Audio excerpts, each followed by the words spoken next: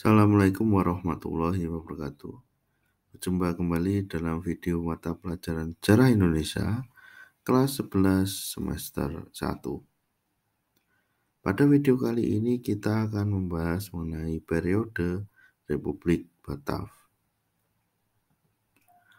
Topik yang akan kita bahas diantaranya adalah latar belakang, yaitu alasan berdirinya Republik Batav di Nusantara menggantikan VOC.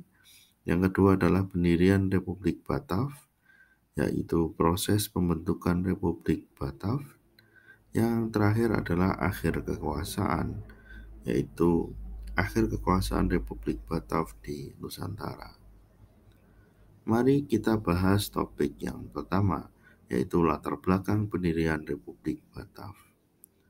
Latar belakang pendirian Republik Batav ini adalah terjadinya Perang Inggris dan Prancis. Perang Napoleon pada 1803 sampai 1815 adalah konflik besar yang mengadu kekaisaran Prancis dan sekutunya yang dipimpin oleh Napoleon melawan kekuatan Inggris dan sekutunya. Di Belanda sendiri muncul kelompok patriot, kelompok pro-reformasi yang menamakan diri sebagai Gerakan Patriot untuk menuntut pergantian Raja William van Orange atau William kelima sebagai penguasa atau stadtholder. Yang ketiga adalah Belanda dikuasai oleh bangsa Prancis. Napoleon Bonaparte mengangkat adiknya Louis Napoleon sebagai penguasa di Belanda pada tahun 1806. Kemudian pada tahun 1808, Louis Napoleon mengirim Marsekal Herman Willem d'Angeles ke Batavia. Jika kita lihat dalam timeline perkembangan koloni Belanda, Nusantara dikuasai Belanda itu ada beberapa periode. Yang pertama adalah periode kongsi dagang VOC 1602 sampai 1799. Periode kongsi perdagangan VOC selesai digantikan oleh Republik Batav, yaitu 1799 sampai 1806.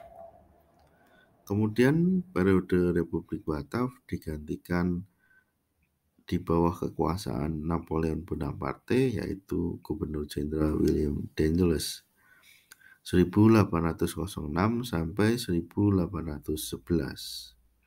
Kemudian dilanjutkan oleh pemerintahan koloni Inggris 1811 sampai 1818, dan yang terakhir kembali lagi ke Belanda 1818 sampai 1942 di bawah pemerintahan koloni Hindia Belanda.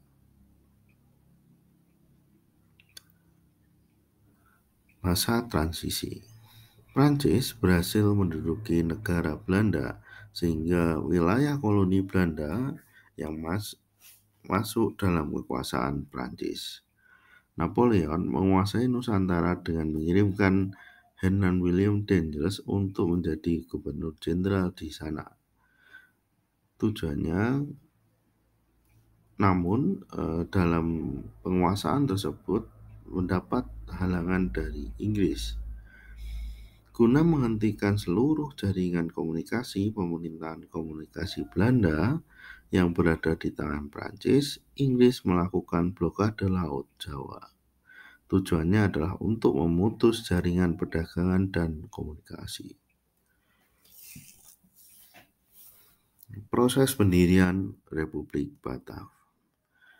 Dengan pembubaran VOC 31 Desember 1799, kongsi dagang VOC dibubarkan dikarenakan karena mengalami kerugian yang sangat banyak. Setelah VOC membubarkan diri, dibentuklah pemerintahan di bawah pengawasan Prancis dan Minister Angkatan Laut dan Koloni dan dibentuklah Republik Batav. Republik Batav ini menerima segala bentuk kekuasaan VOC yang didapat melalui perang dan negosiasi. Akhir kekuasaan Republik Batav. Republik Batav ini berakhir karena beberapa penyebab. Yang pertama adalah hutang VOC. Besarnya hutang VOC yang diwariskan dari biaya peperangan dengan Inggris maupun kerajaan lokal ini memperberat kekuasaan Republik Batav yang baru sebentar menguasai Nusantara. Yang kedua adalah mentalitas pegawai koloni yang diambil alih oleh Republik Batav. Mentalitas pegawai yang masih koruptif peninggalan VOC ini juga mempersulit pemulihan dan pendirian Republik Batav. Yang ketiga adalah kesulitan ekonomi. Kesulitan ekonomi Republik Batav ini terjadi karena adanya blokade laut oleh Inggris yang menyebabkan ekonomi tidak bisa berjalan. Hindia Belanda di bawah Napoleon Bonaparte. Awal kekuasaan Prancis di Nusantara. Di Eropa pada Desember 1794 hingga Januari 1795, Prancis menyerbu Belanda dan berhasil dengan sebuah kemenangan. Di bawah pimpinan Napoleon Bonaparte, Prancis berhasil menguasai Belanda, kemudian membentuk pemerintahan boneka. Napoleon Bonaparte mengangkat adiknya Louis Napoleon sebagai penguasa di Belanda pada tahun 1806. Kemudian pada 1808 Louis mengirimkan Marsekal Herman William Dangerous ke Batavia. Awal kekuasaan Prancis di Nusantara.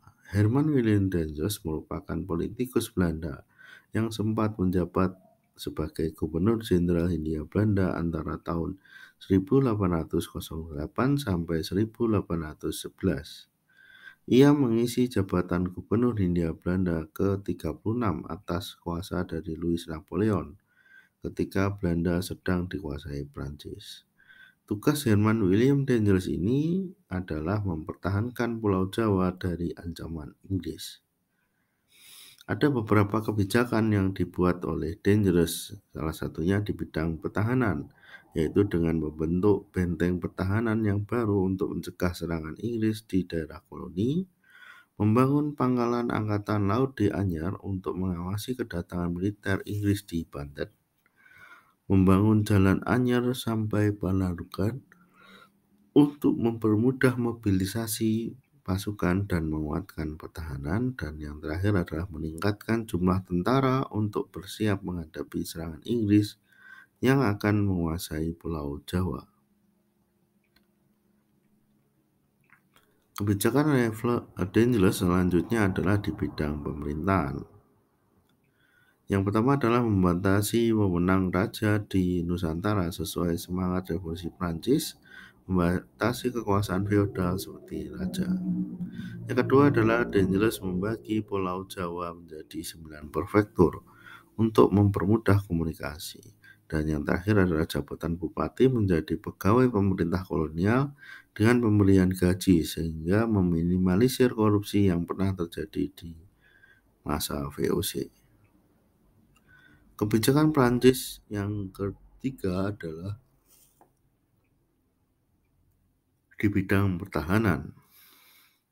Pada sistem peradilan, Dangerous membagi 3 peradilan berdasarkan jenis bangsa dengan perlakuan dan jenis hukuman yang berbeda dan sangat diskriminatif.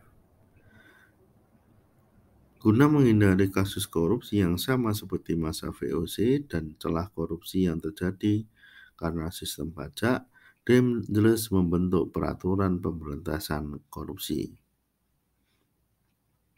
Yang terakhir di bidang sosial budaya, kebijakannya diantaranya adalah peningkatan pemungutan pajak dan penyerahan hasil pertanian yang harus disetorkan kepada pemerintah kolonial melalui kepala desa sehingga meminimalkan korupsi. Kebijakan ini tentu saja memperberat masyarakat Indonesia. Yang kedua adalah peningkatan penanaman tanaman ekspor dan penjualan lahan kepada pihak swasta untuk mendapatkan pajak tanah para pengusaha swasta. Akhir kekuasaan koloni Napoleon. Akhir kekuasaan koloni Napoleon ini diawali dari pergantian gubernur jenderal, di mana Dangerous digantikan oleh Jan Willem Jansen karena Dangerous dianggap melakukan korupsi. Yang kedua adalah serangan Inggris di Jawa. Serangan Inggris 4 Agustus 1811 dengan 60 kapal tiba di Pelabuhan Batavia yang merupakan pusat pemerintahan. Batavia dan daerah sekitarnya jatuh ke tangan Inggris 26 Agustus 1811 dan diakhiri perjanjian Tuntang, di mana Jansen terdesak di Jawa Tengah dan berhenti di Salatiga dan mengaku kalah dengan ditandatangani perjanjian Tuntang. Demikian video pembelajaran kali ini. Apabila ada kekurangan, saya mohon maaf. Sampai jumpa dalam video pembelajaran selanjutnya. Assalamualaikum warahmatullahi wabarakatuh.